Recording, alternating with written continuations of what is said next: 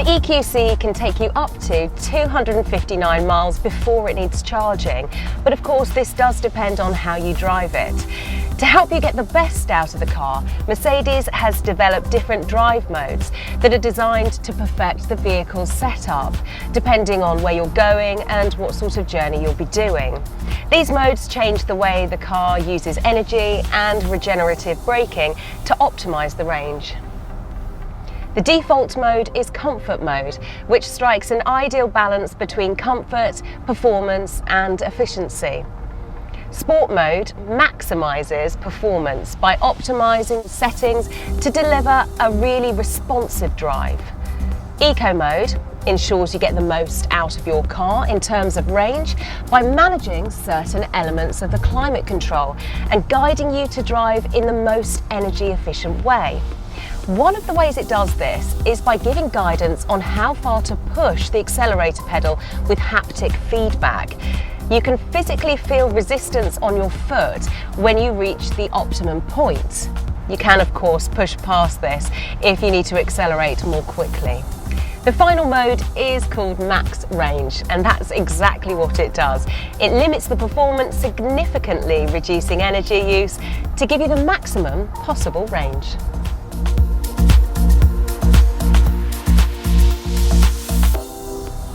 The EQC uses regenerative braking to recuperate energy that would otherwise have been lost.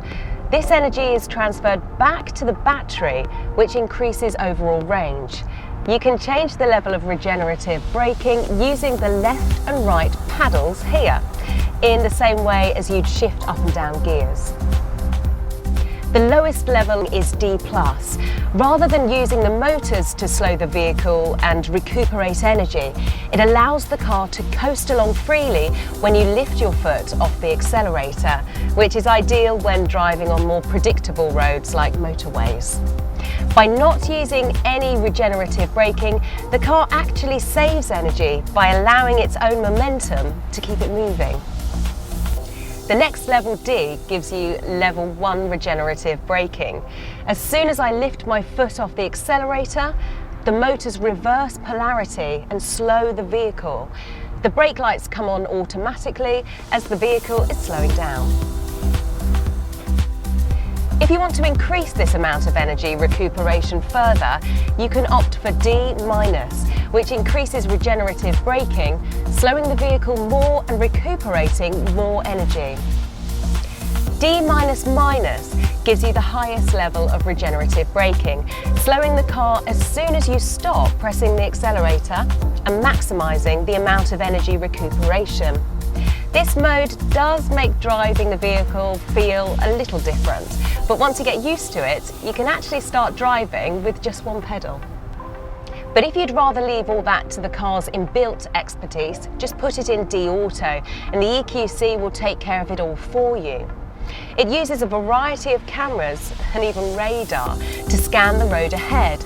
It uses the sat-nav and terrain mapping to anticipate junctions, corners and the topography, so it can adjust the level of regenerative braking perfectly wherever you are and whatever the road conditions. You can sense the EQC is doing all this really clever stuff while you're driving, and you'd have thought it might be a bit distracting, but actually it isn't. It's really rather fun.